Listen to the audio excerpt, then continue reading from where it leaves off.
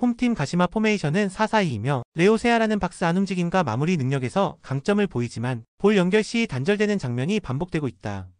마츠무라는 중원에서 템포를 조율하고 있으나 상대의 중원 압박이 강해질 경우 전개 속도가 더뎌지는 문제가 있다. 후나바시는 측면에서 넓게 벌려주는 역할에 집중하고 있지만 크로스 정확도보다는 단순 전개 위주의 흐름을 보여준다. 가시마는 홈에서는 안정적인 수비 운영을 바탕으로 점유율을 서서히 끌어올리는 스타일을 반복하고 있다. 무리한 전진보다는 하프라인에서의 패턴 전개로 실수 없이 경기를 풀어가려는 흐름이 강하다. 원정팀 가시와 포메이션은 3-4-3이며 카키타는 전방에서의 움직임은 활발하지만 마무리 과정에서 상대 수비의 압박에 자주 막히는 편이다. 고이즈미는 중원에서 볼 간수 능력은 준수하나 전진 패스의 정확도에서 기복이 있고 세컨볼 대처가 느릴 때가 있다. 나카가와는 측면 돌파 이후 컷백을 시도하는 경우가 많지만 수적 우위가 없을 땐 효과가 반감되는 흐름이 반복된다. 300 시스템을 유지하면서 라인을 너무 올리지 않으려는 보수적 전개가 이어지고 있으며 무리한 빌드업은 지향하는 모습이다. 가시와 역시 원정에선 기본적으로 실점을 억제하고 경기 후반까지 균형을 유지한 채 결정적인 실수를 피하려는 의도가 뚜렷하다. 가시마는 점유율 중심의 안정적 운영, 가시와는 300 중심의 수비적 접근을 기반으로 균형 유지에 집중하고 있다. 전술 완성도보다 실수 억제와 라인 간 거리 유지에 전략에 초점이 맞춰지고 있는 흐름이다. 공격보다 실점 방지, 돌파보다 대기. 이 흐름이라면 무승부는 충분히 성립 가능한 결과다. 홈팀 도쿄베르디 포메이션은 3-4-3이며 야마미는 측면 침투와 공간 활용에는 강점이 있지만 마무리 완성도에서는 기복이 있다.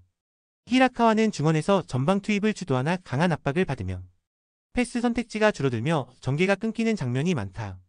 모리타는 좌우 밸런스를 조율하며 빌드업을 지원하지만 공격 템포를 끌어올리는 데는 한계가 드러난다. 팀 전술 자체가 점유율 중심으로 설계되어 있지만 상대가 강한 압박을 시도할 경우 전환 템포가 현저히 느려지는 단점이 있다. 최근에는 후반 실점률이 높아지는 흐름이 반복되고 있으며 수비와 공격 간 간격이 벌어지면서 전개 효율도 떨어지고 있다. 원정팀 마치다 포메이션은 3-4-3이며 후지오는 전방에서 강한 침투와 빠른 슈팅 전환으로 결정적인 찬스를 만들어내고 있다. 소마는 좌측에서 11 돌파와 크로스 전개를 동시에 수행하며 측면에서 흐름을 지배하고 있다. 시모다는 중원에서 템포 조율과 압박 저항에 모두 능하며 공격 전환 시 패스의 정확도가 돋보이는 자원이다. 팀 전체적으로 전진 템포가 매우 빠르며 전방 압박 이후 즉시 공격으로 전환하는 구조가 확고히 자리 잡혀 있다. 3선 라인도 빌드업보다는 압박 후 탈취에 집중하면서 도쿄베르디의 점유 기반 전술을 정면으로 뒤흔들 가능성이 크다. 특히 후반 체력 균열이 나타나는 상대를 상대로 마치다는 교체 카드 활용도 적극적이며 후반 집중력 유지에도 강점을 보인다. 마치다는 전술 완성도와 체력 운영, 전방 압박의 강도까지 모든 면에서 도쿄베르디를 앞서고 있다. 도쿄베르디는 점유율은 유지하지만 실속 없는 전개와 후반 약점이 반복되고 있으며 마치다의 강한 압박에 고전할 가능성이 높다. 흐름, 심리, 결과까지 일치하는 경기다. 마치다가 흔들지 않고 밀어붙일 가능성이 크다.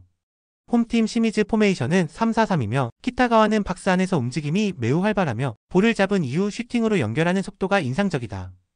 이누이 다카시는 중원과 전방 사이에서 탈압박과 전환 연결에 핵심적인 역할을 수행하며 좌측에서의 전개 방향 전환이 매끄럽다.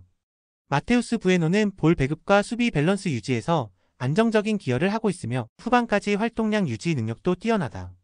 시미즈는 홈 경기에서 특히 템포가 올라가며 측면과 중앙을 유기적으로 활용하는 조직적 전개가 반복되고 있다. 수비 시에는 300 사이 간격을 촘촘히 유지하며 세컨볼 대처에서도 빠른 대응을 통해 실점 리스크를 최소화하고 있다. 원정팀 요코하마 FC 포메이션은 3-4-3이며 루키양은 문정 근처에서 타이밍 싸움에는 능하지만 고립되는 구간이 많고 패스 연결에서 단절이 자주 발생한다. 코마이는 2선에서의 전개에는 관여하지만 압박 강도가 높은 팀을 상대로는 볼 간수와 연결에 약점을 보인다. 야마다는 탈압박 이후 볼 운반이 가능하나 전방으로의 빠른 패스 연결이 제한적이며 경기 흐름을 바꾸는 힘이 부족하다. 요코하마는 라인을 쉽게 끌어올리지 못하고 공격과 수비 사이 간격이 벌어지면서 중원 압박에서도 취약한 흐름이 반복되고 있다. 원정에서는 수비 라인을 내리며 버티기에 집중하지만 후반 들어 세컨볼 싸움에서 밀리는 장면이 자주 연출되고 있다. 시미즈는 전개 속도와 조직적 응집력, 수비 밸런스까지 완성된 전술 흐름을 보여주고 있다. 요코하마는 수비적으로 버티지만 전개 속도와 공격 연결에서 구조적 한계를 드러내고 있으며 체력적으로도 후반에 밀리는 패턴이 반복되고 있다. 이 경기는 시미즈가 주도하는 템포 속에서 결정적인 결과를 끌어낼 가능성이 높다. 홈팀 FC서울 포메이션은 4-4-2이며 클리말라는 박스 안 움직임과 타이밍 슈팅에서 날카로운 감각을 유지 중이다. 링가드는 세컨볼 연결과 전환 시 템포 조절에 강점을 보이고 있으며 여름 이적 시장 최고의 화제였던 안데르손이 정격 합류하며 공격 퍼포먼스는 확실한 상승세를 타고 있다. 안데르손, 링가드, 클리말라, 문선민, 루카스까지 보유한 서울은 이제 리그 상위권 공격 조합을 형성하게 되었고, 이러한 구성은 수비 안정화보다 다득점 압박을 우선시하는 FC 서울의 기본 전술 흐름과 정확히 맞아떨어진다. 홈 경기에서는 팬들의 에너지에 힘입어 전방 템포가 한층 날카로워지며 경기 초반 주도권을 장악하는 모습이 자주 나타나고 있다. 원정팀 울산 포메이션은 3-4-3이며 에릭은 일선에서 활동량이 풍부하지만 결정적인 마무리에서는 다소 기복이 있는 자원이다. 루빅소는 측면 침투에 강점이 있지만 중앙 연계가 매끄럽지 않으며 이진현은 수비 전환 시 간격 조절에 다소 아쉬움을 드러내고 있다. 울산은 여름 이적 시장에서 트로야크와 정승현을 영입하며 수비 강화를 우선으로 했고, 이는 공격보다 실점을 억제하는 방향에 초점을 맞췄다는 방증이기도 하다.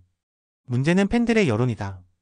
김판공 감독에 대한 울산 팬들의 신뢰가 급속히 무너지고 있는 상황이며 전체적인 전개 속도와 경기 운용이 기존 울산의 강점이었던 스피디한 압박과 거리가 멀어졌다는 비판이 나오고 있다.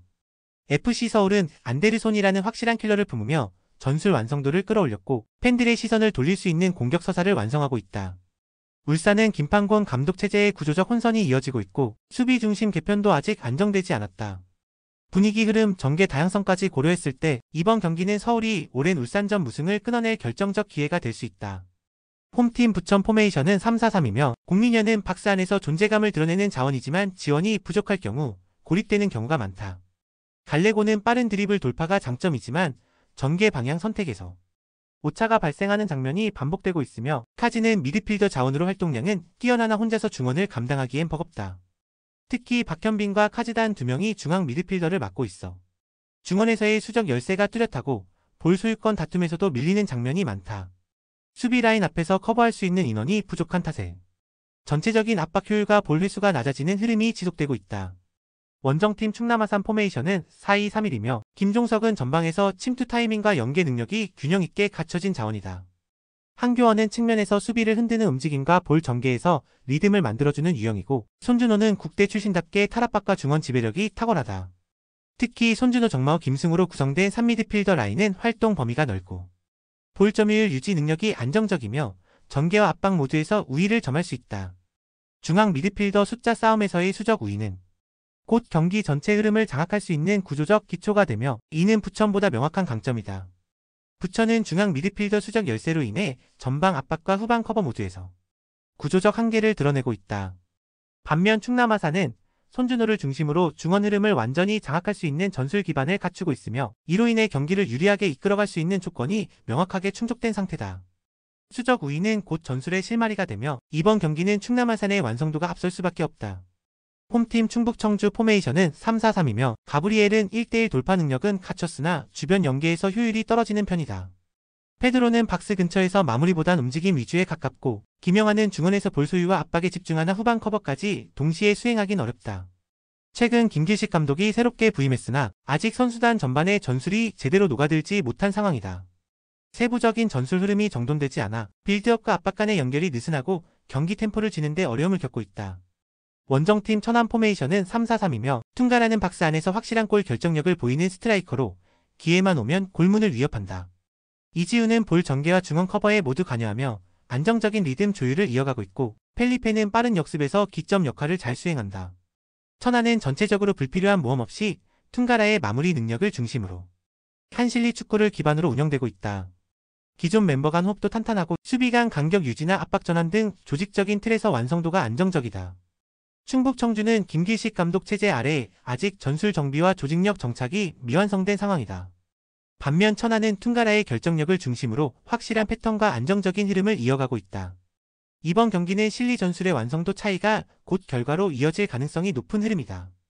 홈팀 경남 포메이션은 4-3-3이며 달레이는 중원에서 볼 배급을 담당하지만 전진 전개에 있어 연결이 매끄럽지 않다. 브루노 코스타는 드리블 돌파를 자주 시도하지만 공간 활용과 타이밍 조절에서 흔들리는 장면이 많다. 이찬동은 수비형 미드필더로서 존재감은 있으나 빠른 역습 상황에서는 뒷공간을 커버하는 속도가 부족하다. 무엇보다 이유령 감독은 이번 시즌 내내 전술적인 방향성에 혼란을 드러내고 있으며 경기 도중에도 선수들에게 감정적인 지시만 반복될 뿐 뾰족한 해결책을 보여주지 못하고 있다. 원정팀 인천 포메이션은 4-4-2이며 무고사는 결정력 하나만큼은 리그 최고 수준이며 박스 안에서의 위치 선정이 날카롭다.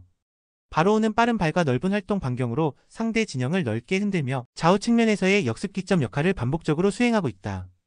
이명주는 중원에서 볼 점유와 탈압박을 매끄럽게 해내며 팀 전체의 밸런스를 안정적으로 잡아주는 중심축이다. 윤정환 감독은 4-4-2 기반 두 줄 수비를 통한 실리적인 운영과 빠르고 정교한 측면 역습 패턴을 통해 확실한 득점 루트를 마련하고 있다. 무고사의 순도 높은 마무리를 최대한 활용하는 전술은 현재 K리그의 무대에서 가장 효율적인 형태로 작동 중이며 인천은 이 흐름을 기반으로 리그 1위를 질주하고 있다. 경남은 이의룡 감독 체제 아래 전술적인 확장성과 전개 흐름 모두에서 한계를 드러내고 있다. 반면 인천은 윤정환 감독의 명확한 운영 철학과 두 줄 수비 역습 구조를 완벽히 체화하며 높은 효율의 경기력을 유지하고 있다. 결국 이 경기는 팀보다 감독이 결정하는 매치업이며 인천이 주도권을 빼앗기지 않고 흐름을 끝까지 끌고 갈 가능성이 매우 높다.